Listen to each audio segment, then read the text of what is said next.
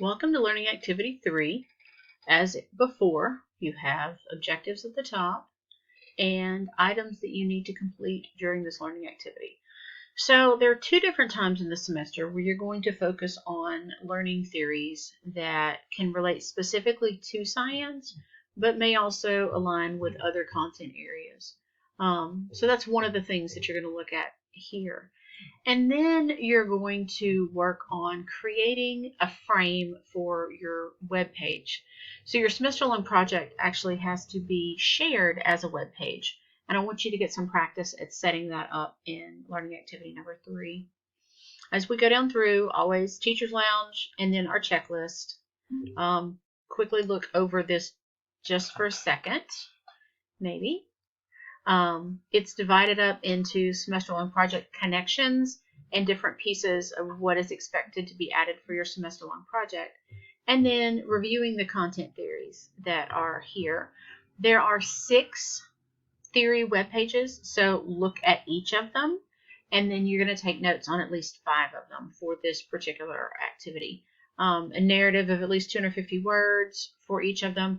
And once you've done that, you can turn all of those notes into the Dropbox. There's a link for that.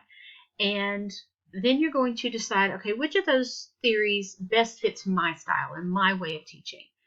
So once you've done that, you're going to go in and you're going to look at another article. You're going to find another article. One of my favorite ways to find them is Google Scholar. So you can either use Google Scholar for a research-based article, or you can choose 2 articles from NSTA, as long as it connects to the theory that you most closely align with. I would anticipate at least a page single-space that explains your position and kind of gives some information about how that article helped to better inform you. And that also gets turned into the Dropbox. Then there's an additional learning cycle folder. And the reason I have that there's a lesson plan and there's a rubric and there's additional materials in there that will be used for framing your lesson plan that you're going to create in LA4. So I'd like for you to look over those things. And then there's a quiz for learning theories quiz number 1. So then I'm going to go back here to learning activity 3. And we're going to look at the basic overview. So as I mentioned, there are 6 different theories. These are hyperlinked. So if you click on this, it's going to take you to a separate web page. And you should be able to also right-click on it, and it will give you the URL. But go through all of kind of what I want you to look at for these theories. 6 basic questions. So what is the theory? What does it look like in the classroom? Who are the researchers that have worked on it? What does it mean about restructuring for your own teaching? These are very helpful, and I think you'll find it very informative. And then, as I said, here's the Dropbox for that.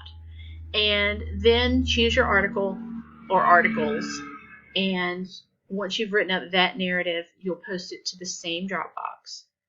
And then as we keep going down, we have the learning cycle folder.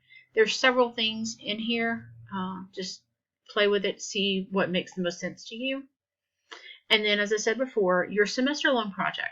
You looked at it in LA2, you did some brainstorming, you started thinking about what it was you wanted to do, and you need to have signed up, hopefully by now you have, for what topic you want to choose. But this is one of the first steps. So you're going to create a web page. And this is directions for creating a web page. I don't care what platform you use. A lot of people have had a lot of luck with Google Sites, and that works very well. One thing that is requested is that you have at least 4 different pages on your website. So these are my suggestions based on what you're going to be doing in the class.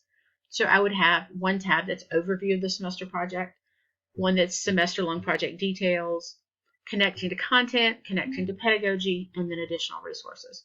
And there's a little bit of a description under each of these, kind of gives you some idea of what you're going to see in the future. Because as I said, everything tends to connect to this semester-long project. Okay. And there's a link to the Dropbox. You don't have to, not everyone else has to see that. I just need to know that it opens. So as I mentioned here, here's the link. You've got your Theory 1 synthesis and teaching and learning theories. And that should be it for this learning activity. So have some fun with it and let me know if you have any questions.